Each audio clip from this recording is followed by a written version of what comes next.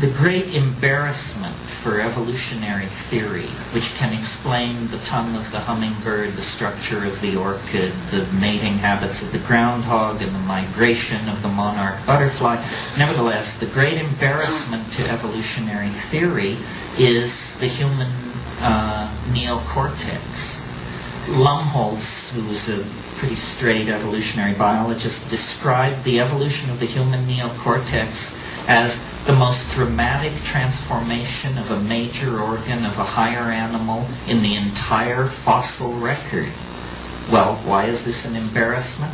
Well, because it's the organ that thought up the theory of evolution. So, can you say tautology? That's the problem right there. So it is necessary in evolutionary theory to account for the dramatic emergence of the human neocortex in this very narrow window of time. Basically, in about 2 million years, they went from being higher primates, hominids, to being true humans, as truly human as you and I tonight.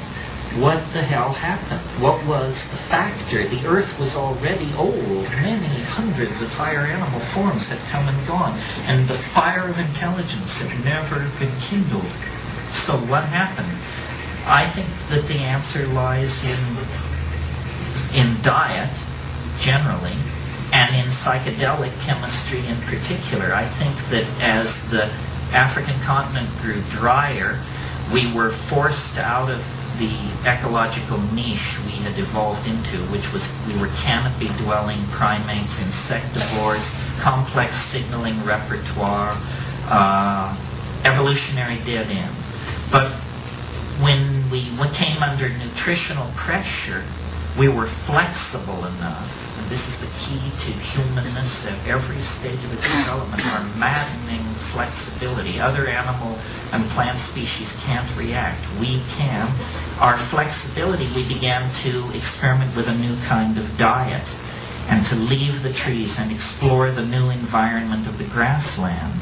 And evolving concomitantly in the grassland were various forms of ungulate animals, double-stomached animals whose manure is the ideal medium for mushrooms, coprophytic mushrooms, dung-loving mushrooms, many of whom produce psilocybin.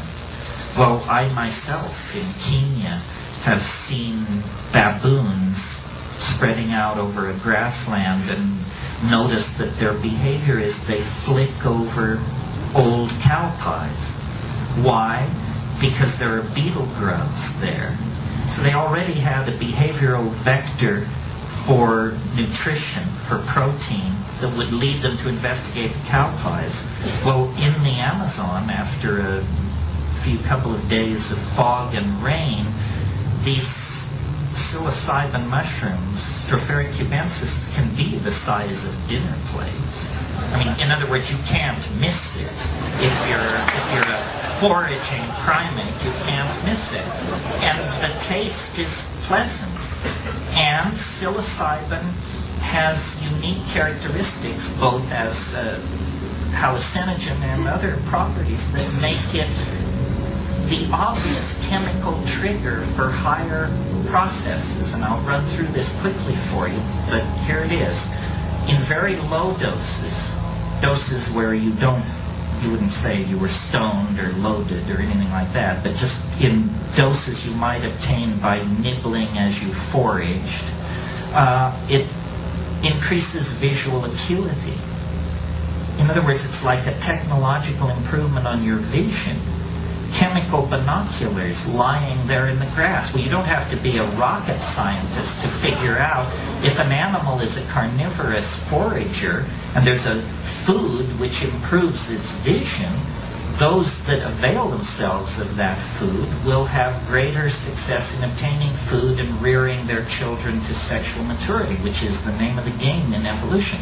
So step one, small doses of psilocybin increase visual acuity and food getting success.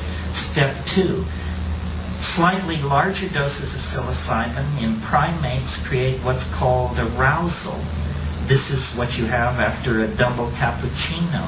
In highly sexed animals like primates, you get male erection.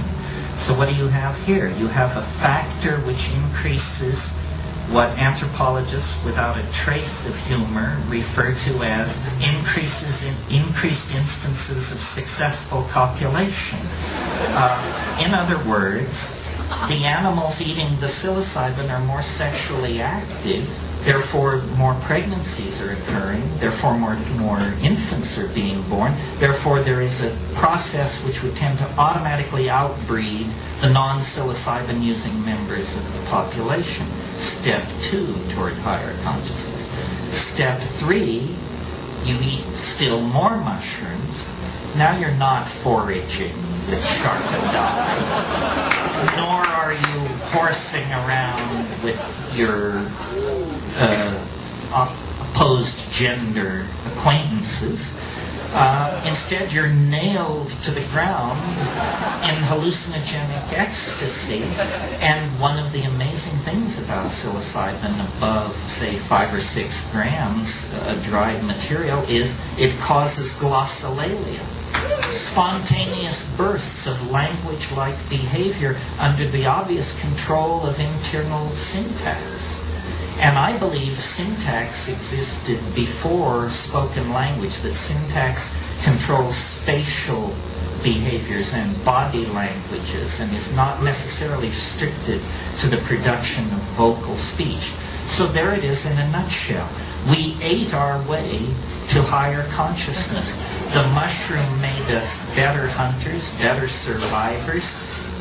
Among those in the population who used it, their sexual drive was increased, hence they outbred the more reluctant members of the tribe to get loaded. And finally, it created a kind of neuroleptic seizure which led to these downloading of these syntactically controlled vocalizations, which became the raw material for the evolution of language. And it's amazing to me, the straight people, the academics, believe language is no more than 35,000 years old. That means it's as basic to human beings as the bicycle pump. It's just something somebody invented 35,000 years ago. It's got nothing to do with primate evolution and, the long march of the hominidae and all that malarkey. No, it's just an ability, a use to which syntax can be put that previously had not been put. I think before language, spoken language, things were very touchy-feely, and the wink and the nod carried you a great distance, and gestural communication was very high.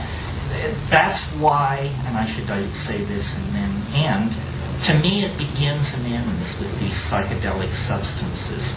The synergy of the psilocybin in the hominid diet brought us out of the animal mind and into the world of articulated speech and imagination. And technology developed, and mushrooms were, invade against, faded. There was migrations, cultural change. But now, having split the atom, having sequenced our genome, having taken the temperature of Betelgeuse and all the rest of it, we're now back where we started.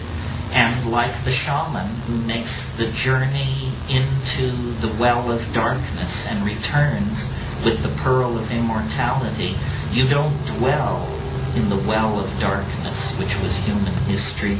You capture the essence of the thing, which is the godlike power of the shaman smith, the technologist, the demon artificer, the worker of metals, the conjurer of spirits, and you carry that power back out of history, and it's in that dimension, outside of history, that you create true humanness and true community. And that's the adventure that we are in the act of undertaking. Thank you very, very much.